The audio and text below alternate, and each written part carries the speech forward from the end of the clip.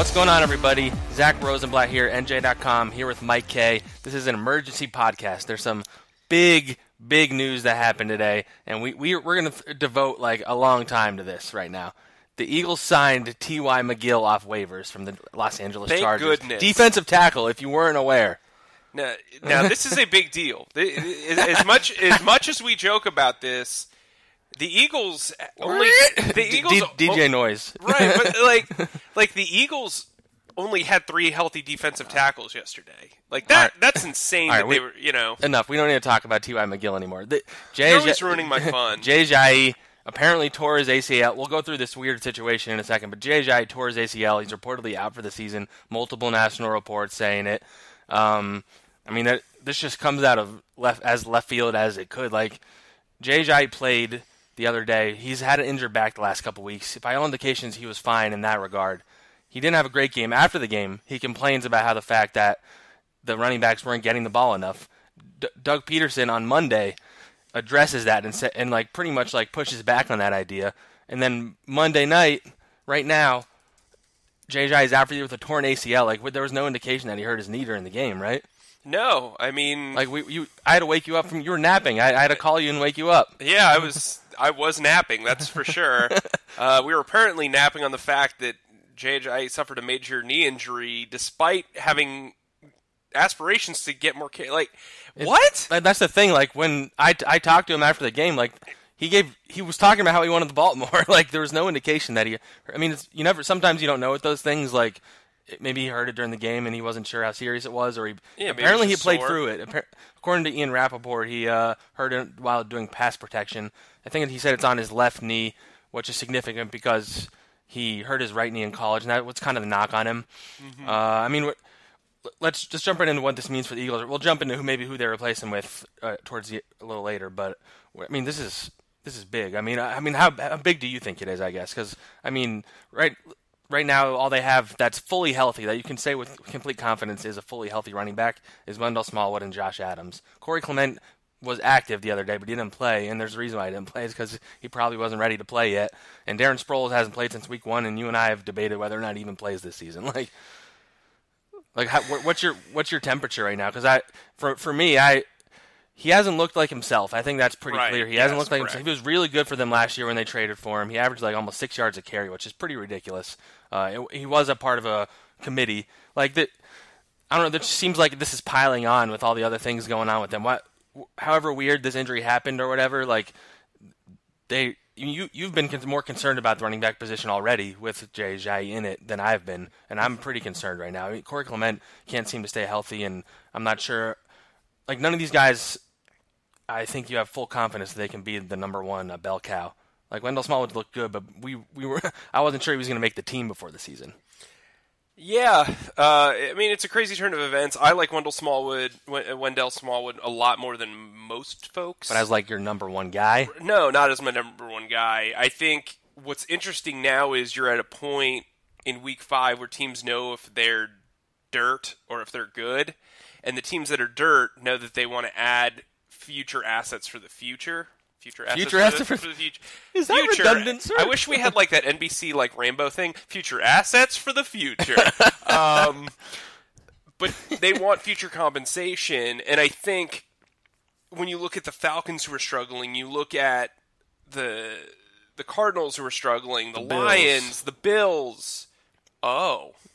I spoiled a name I was going to throw at you later, but we'll talk about that. That'll be interesting. We'll talk about that later. That's what you call a tease. Damn, I shouldn't have said their name. I wanted to shock you. When you look at some of these teams and you're seeing how poorly they've played, especially in the running game, and maybe some new regimes have taken over and they're just not fitting right in. The Eagles are going to have options. You always have options at running back because the position There's so many running backs in the league. Position is so easy. Not easy to replace, but the position is so poorly thought of in the league. Look, they got Jay Ajayi, they got Jay Ajayi last year, just a year after he ran for 1,300 yards for a 4th-round pick in the middle of the season. Right, and I think you're seeing why he's got to... he's had a lot of... he hurt his foot before the first game, and that's why he barely played that game. Clearly... There was room for concern there health-wise, and then I also think when you you talk about him piping up about not getting carries. That's the weirdest part about all that, of this. I mean, like, that just, I mean, I'm not going to speculate, but, like, doesn't that kind of seem like in a movie where, like, a mafia movie where, like, a guy is, like, complaining about, like... Or, like, something that would happen, like, Friday Night Lights, even. Right, you know what I mean? So, look, I didn't think Jay Ajayi was playing very well. I didn't. He didn't look like himself. He didn't look like himself. The back injury was something serious. He's their best running back, though. He was. That's not saying much. No. I am a big Corey Clement guy. I don't think he can be a three-down running back at this point. Not yet. He hasn't shown that he's ready for that. But there's going to be options. Orleans Darkwa is better than people think he is. Jerkandrick West is out there. We'll go into the names. Right, there's other guys. But you asked me about my temperature. Yeah. Overall, I'm kind of like, meh, to be honest with you. Because I don't. So you're not too worried? No. I mean, the only thing that concerns me is this. They're playing the Giants in a couple of days. I was about to bring that up. So they play Giants. It's a quick turnaround. Which is why, I mean, if the Eagles are going to make a move, it's probably going to happen, if not Monday night, then sometime early on Tuesday. Right. And if they don't, even then, that's still, I mean, they have one, do they even practice on Wednesday? I don't even know if they do. They'll practice Tuesday. Wednesday, they'll get the day off. So there's not even a practice doing, so if they signed the guy, he probably wouldn't play on Thursday. Well, they'll do a walkthrough Wednesday. I'm aware. I'm just saying that if they brought a new guy in who's not familiar with how they do things here, I don't see that it doesn't seem likely that he would play on Thursday. So I have an interesting take. We'll get into it when we talk about guys that can replace, but there's a guy who's on the roster who plays another position that I actually think... Jordan Mailata? now that would be something. That would be something. Do it. Just do it. But look, they're not complete. Like, there are guys out there who were with this team during the off season. There are guys that have ties to Doug Peterson. Running back is a tough position. I mean, every position's hard to learn on the fly outside of maybe kicker and punter. But I don't know. I feel like I could be a running back. Yeah, easy peasy. Yeah, Zack Rosenblatt, the Hebrew Hammer. Am I allowed to have an inhaler on the field? Because that's important for me. You're gonna like, is that allowed? Because I need that. Actually, the one I have is like, I have such bad asthma that one of my inhalers is like steroids, pretty much. So. Oh, well, that's exciting. So I might test positive for performance-enhancing drugs.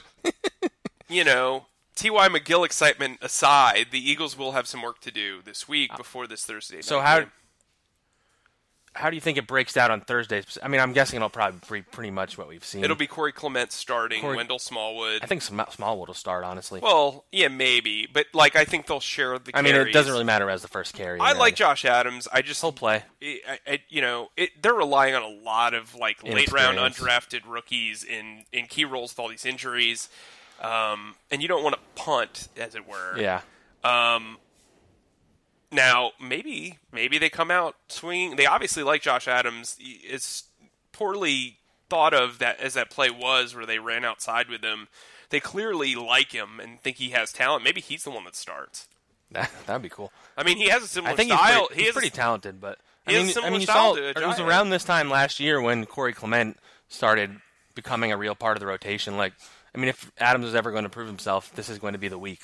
Because, like I said, I'm not sure they're going to bring someone in before Thursday, but they probably will after Thursday. They'll have a few days to look around the league. The trade deadline's coming up.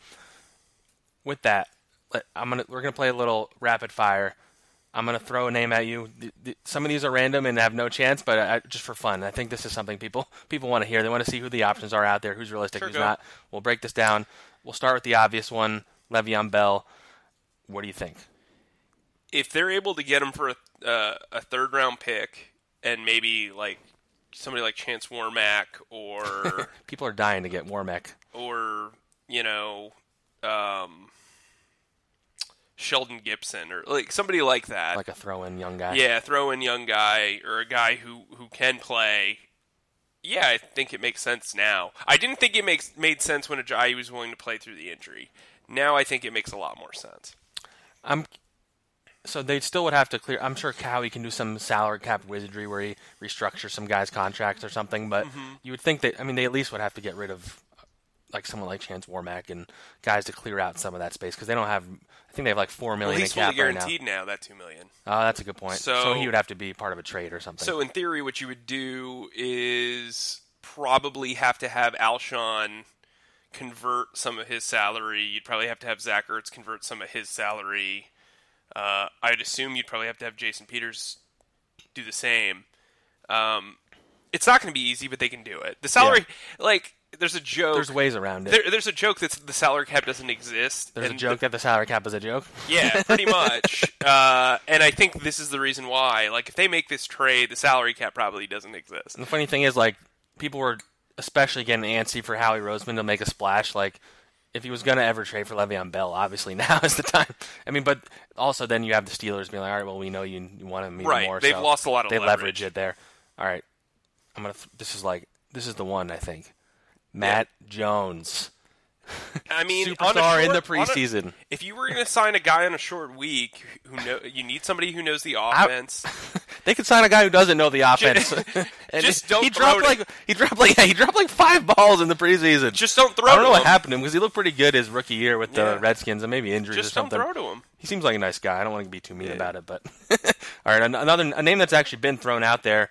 Amir Abdullah on the Lions. I mean, I forget how high of a draft pick he goes. I want to say second-round pick. Mm-hmm. He had he looked okay his first couple of years, not like spectacular, not good enough for them to invest in him because they have like 3 of the running backs playing ahead of him. I don't even know if he's played this year.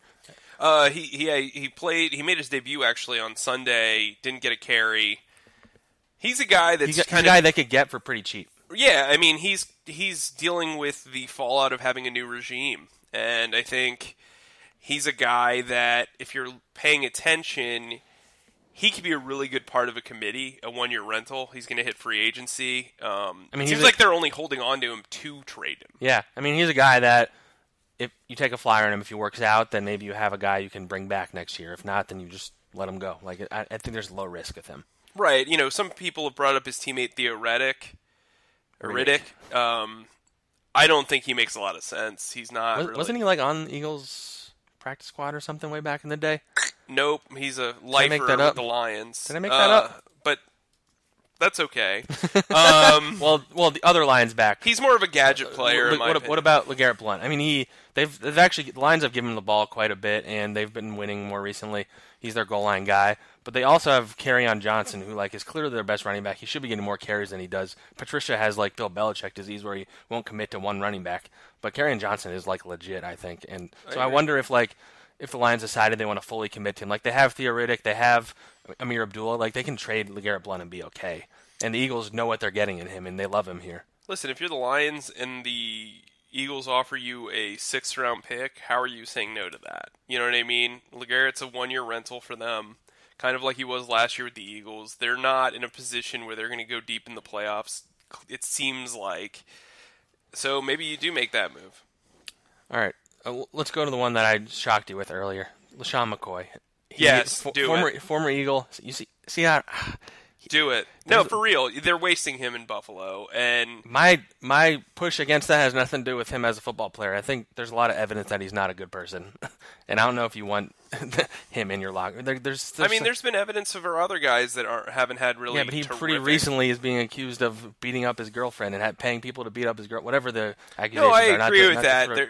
I think you have to really weigh whether you want to bring him into your locker room. But if any franchise has been built for second chances, this is the one. They also, here's the difference. If anybody knows, if the Eagles don't want to bring in McCoy, and everybody in this organization knows that maybe they don't need to bring him. Right. Here's the difference between trading McCoy to Philly as opposed to trading him to the Los Angeles Chargers. The Eagles know him very, very well. Yeah, so if they traded for him, then you could be confident in the fact that they traded for him knowing that maybe the stuff that's whatever. And he's a guy that's still appreciated in the organization. They haven't given out his number 25 jersey. He is the all-time leading rusher in franchise history. He was a guy who openly rooted for the Eagles during their Super Bowl run. There's still guys that have played. He's interesting, I'll say that. I mean, he's been around Doug Peterson. He was actually very complimentary of Doug Peterson during his first couple of years here. I think it makes a lot of sense. LeSean McCoy is one of the very few players that I've seen in my life that literally has had me audibly gasp when he makes a move. I don't think he's quite the same player as he's he was not. last year. He doesn't look great this year, but he's not. But he carried the Bills last year to a playoff berth. I mean, he is a guy. And the Eagles are big on not having one running back. It's a 4 running back. Right. Thing, so. I think he's a 2. I think he's a 2-down back, and you use him smart. And that might be better for his career. But I don't know. I'm not a fan of it. You are. We can disagree on something, I guess. That's nice. I'll throw 2 free agents, or we'll say 3 free agents because I'll go 2. I'll go one. Come on, Larry David, do it. All right, Mike Gillislee, Orleans Darkwa. Those are two of the more interesting free agent names out there, I think. I thought Orleans Darkwa played really well last year for the Giants. He makes sense. The Eagles know him from his time in the NFC East. They know what they'd be getting. He also is more of a, in between the tackles runner, which is what they need now that Ajayi is out. Gillislee, it would be really good for short yardage. He can't catch to save his life, but they also have nothing but receiving backs on this team. I think he would actually complement Smallwood and Clement pretty well, especially in the red zone. So if they were going to do and what you could do with him too is you just use him on short yardage plays where he's just going to fall forward, maybe against the Giants.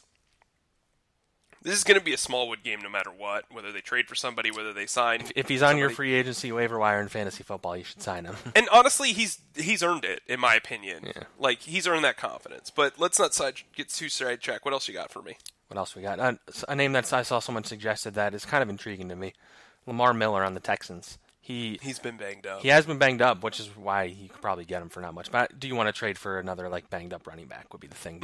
But I mean, he's been a workhorse for them. Sure. He's a proven guy. He wouldn't have to be the bell cow here. I mean, he's not great, but he's solid. He's a solid running back. No, I mean he is. There's no doubt about it. What's unfortunate for the Eagles is the most obvious solution for them was taken off the board earlier this afternoon when the Patriots signed John Barner, because at times Barner looked like he could actually be. I mean, he's kind of they always bring him in late too. That's kind of been the thing with Barner. Yeah, I mean. The Patriots have signed him 6,000 times in the last 3 weeks. So, it's a shame that the Jets are starting to win again. I'm sorry, I know I'm saying this on NJ.com, but yeah, because they have multiple running backs. So Powell to me makes so much sense for this offense. And I don't know if. Whoa! What are you doing? I'm just looking up some stuff on the Jets. But yeah, I was actually thinking Bilal Powell. He's young. They just paid a bunch of money to Isaiah Crowell. I mean, I know they have won. They won this week, but I think he's tradable. Yeah, I agree. I do. And you can check out all of our Jets coverage. I'm sure Daryl Slater's going to do some stuff on that running game after how well they played this week. So, look, again, there's no ideal solution here. We're all spitballing, but they have to do something. You've got basically 3 scat backs and an undrafted rookie who runs upright and who can't pass block. So, again, Sproles, even if he recovers from this hamstring injury, I saw him in the locker room last night. He was smiling ear to ear. He was wearing an Anaheim Angels. You said? Yeah, I saw him in the locker room just walking around aimlessly, as one does. Maybe he'll be ready. Oh, you know who's out there? Ryan Matthews. Oh God. And Frank Gore's not. Unfortunately, they can. I guess they could trade the Dolphins with him. And then I'll throw out. We can end on a couple of free agents that are probably more realistic than some of the names we've been saying. Sharkandrick West, Terrence West. The two Wests. They're not related. I don't think. Terrence West he was pretty good with the Ravens for a year or two there. The Eagles worked him out before the season. I think they wound up picking Matt Jones over him, which doesn't speak well of Terrence West. No, it does not. I think Sharkandrick West is interesting. He did just get cut by the Jets, so I don't know if that means he's not looking great. But if anybody knows him, it's Doug Peterson. He was really good when Doug Peterson there. I think he had almost 700 yards and a bunch of touchdowns when Doug's last year there, I want to say. And I don't know. He's kind of intriguing as a quick fix. Yeah, again, I think the best solution is to find a quick fix for this week and next week, and then you make your move. But realistically, the Eagles have been carrying 5 running backs, 6 wide receivers on this team, and one guy I have interest in cross-training is DeAndre Carter. Oh. I'm not saying he is small, and I'm not saying that you make him a full-time guy, but maybe you give him a couple of carries here and there. I mean, he only weighs 190 pounds, so you're gonna have to run some. He'd be purely a pass option out of the backfield, probably. Right? But I don't see that. I don't see it happening either. But one of my lot is more likely IMO. Now, I'm ready for that. We did see. Have you seen the clips of him running around? We have seen Dallas Goedert line up as a fullback at times. So love fullbacks. Your Mike McFullback guy. Mike McFullback, yes. That's what. What about Billy Brown? No, I mean, look again. They're not going to throw a gadget guy back there. I just think Corey Clement is good, but you don't know, and he's dealing with his quad injury, and those things can linger. They can. So can hamstring injuries. So Darren Sproles. They acted like it was day to day. The first week he was gone, and it feels like it's going to be month to month at this point. It pretty much is, right? It's been a month. Yeah. So look, again, even if they get Sproles back, I'm still not confident in that backfield. Look, we're talking about how dire straits this situation is. I'm not necessarily worried. I think Smallwood's played much better than a lot of people thought he would. Can he handle a full-time role? I've yet to see that, but there's things that he did against the Titans. There's things he did against the Vikings. There's things he did against the Colts that have me thinking, you know what? It could be a lot worse. I know that sounds kind of, Hey, maybe from an objective standpoint, I'm looking at it as, look, he was probably their fourth option coming into the season, but he's played well enough that I think if they kept the group together right now, he'd be their second option, as is. If that makes sense. Yes, you're a little less concerned than I am, though. I mean, it all comes down to who I think they bring in. I mean, maybe they bring in a fullback because they need better blocking. For all your love for Smallwood, he's been pretty bad pass blocking. Right, but and they need somebody back there. So I mean, I don't think they're going to pick up a fullback. I mean, Darren Sproles is the only guy on this team that I think's but we don't know if he even has that anymore. Clement's okay. You need more with the way the offensive line is played. Like they need it all hands on deck. So I mean, we bring up Tevin Coleman? We didn't. I know you want to talk about him real quick before we go. Yeah.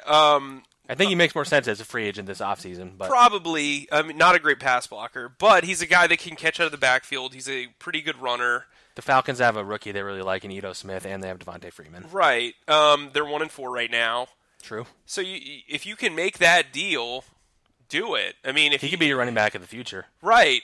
This is a 11 game or so audition. And Jinx.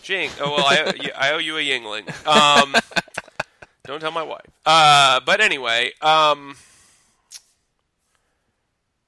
so yeah, I just think it's one of those things where they have a lot of options, and that's why you shouldn't panic. If they didn't have options, if there weren't veterans out there who actually have experience and are still relatively young, yeah, I'd worry.